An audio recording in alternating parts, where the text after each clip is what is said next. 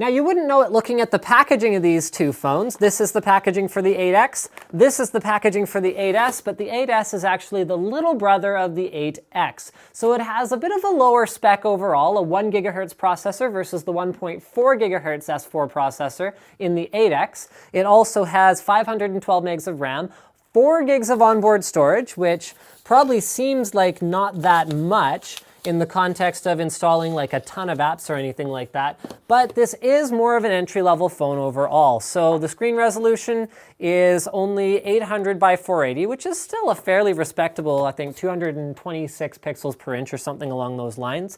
It is smaller than the 8X. So if you guys don't know already, I'm using an 8X as my daily driver phone. I switched from my iPhone 4 because I'm doing a 30-day challenge where I'm trying to see if I can survive in the sort of fewer apps available and sort of less well-established ecosystem that is Windows Phone 8 as an avid iOS user. So I'm in the middle of that. I don't remember where I was going with this, but yes, it is the younger brother of the 8X. It is smaller. It has more of a rounded shape to it that I actually find more natural to hold. And I'd actually go as far as to say I like the finish on the back of it better than the 8X as well, because the 8X is a little bit slippery on the back, whereas the soft touch feel on the 8S is a bit more grippy. So the fact that I have small hands makes it easier to hold from the get-go, and then the roundedness and the grippiness means I should be able to actually type more easily on an 8S than an 8X. One of the cool things about Windows Phone is the fact that the way they've optimized the UI, it should be snappy pretty much regardless of the processing power available on the phone. But while we're waiting for that to turn on, there's the screen. It's using Super LCD versus Super LCD 2 in the 8X version. So while we're waiting for that to turn on, let's do a quick iPhone size comparison, just because, you know, it's what I do. So this is an iPhone 4, and then this is the 8S up here. You can tell because they look very, very, very different. So the 8S has a slightly larger screen.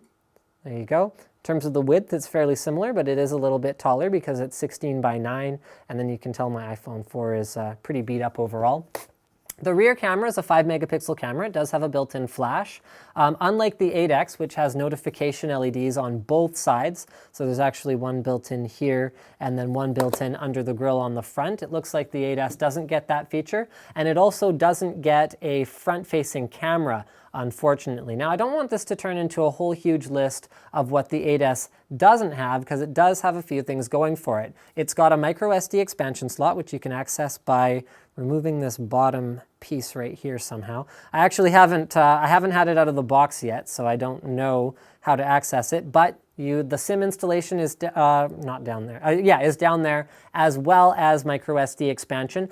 But part of that is to compensate for the fact that the 8S has 4 gigs of onboard storage. So that means for installing applications, you're going to have 4 gigs of space, including Windows Phone 8. All right, so we figured out a couple of things off camera. Number one is that we all agree that it has a really nice feel to it, just with the reduced weight, the size, the grippiness of the back, and we figured out, there you go, that's how to remove the chin from the phone. So it actually comes off reasonably easily, and it looks like there's a built-in sensor there that will allow the phone to know that you've opened it up. So that's good. There's your micro SD expansion, there's your SIM card, and then you can go ahead and close it back up. Because it wasn't easy to remove, I would say that it was, oh yeah, there it goes, SIM error.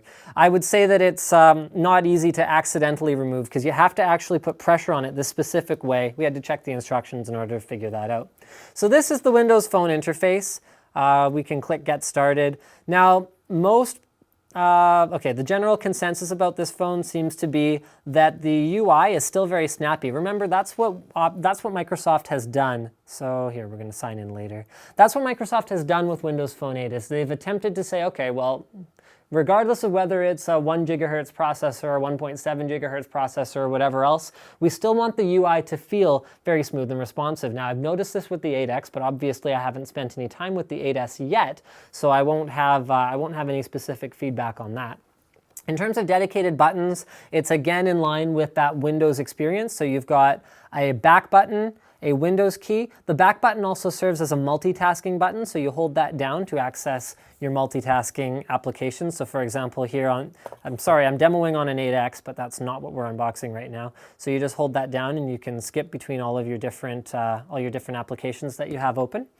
So that's what that button's for. The Windows button goes back to sort of the main home screen, which is where you keep all of your live tiles. So there you can see little previews and notifications. You can scroll down and access other live tiles.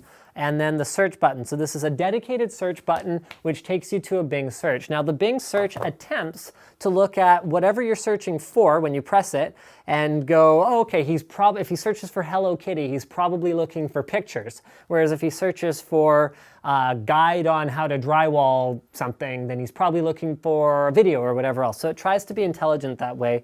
One of my complaints about Windows Phone is I wish it was more like a contextual search and it searches for whatever you happen to be looking at.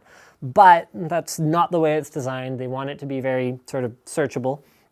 The phone does include 7 gigs of storage on SkyDrive, so that and the expansion using microSD should help to alleviate some of the issues people might have with having only 4 gigs of storage for installing apps.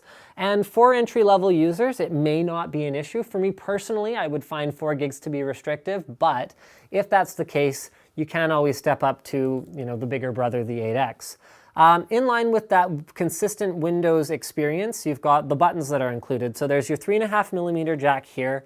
There's your power button here at the top, your volume buttons here on the side, and finally a dedicated 2-stage camera button. So this is for the 5-megapixel camera that is a back-mounted camera.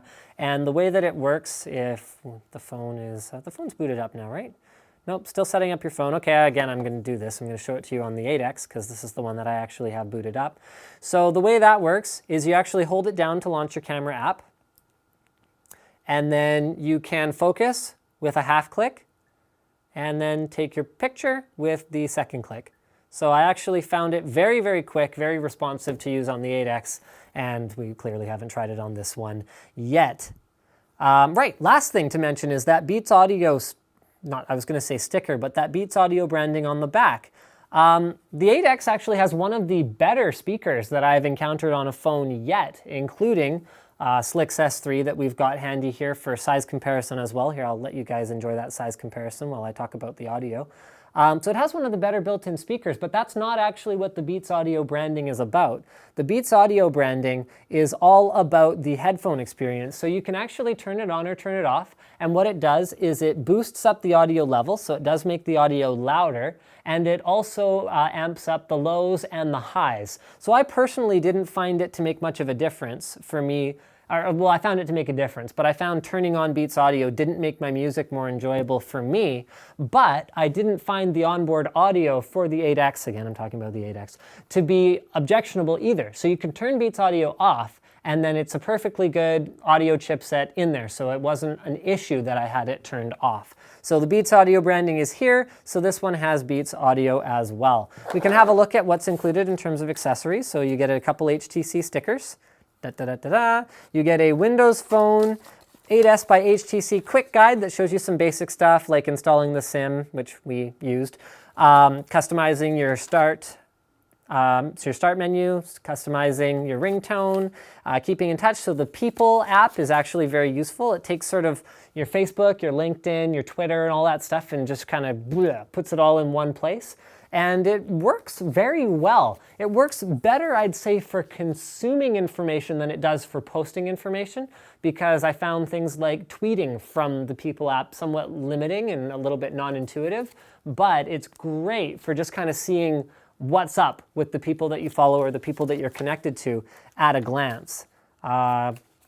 Rooms and groups, keeping things in sync. Another thing that I absolutely love about Windows Phone, all the apps finished installing, all done, there we go. So the 8S is fired up. One of the other things that I love about Windows Phone is moving media on and off of the phone is absolutely drag and drop. You plug in a micro USB cable and then it's just a folder, which is the way that every phone should work for copying music. I should not have to deal with iTunes to get some music on my stupid phone. That's just ridiculous. So here we go. That's how the UI smoothness is on the 8S here. So again, I can't really see anything that would particularly bother me about it compared to the 8X. Now, if you're browsing the internet, for example, you'd probably run into things that are a little bit slower on the 8S versus the 8X, but the Windows Phone ecosystem is designed for this.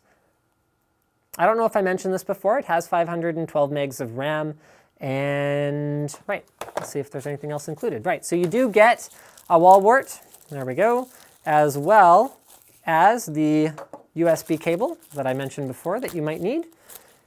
And I think that pretty much covers it. Thank you for checking out my unboxing and first look at the 8S from HTC. Don't forget to subscribe to Linus Tech Tips for more unboxings, reviews, and other computer videos.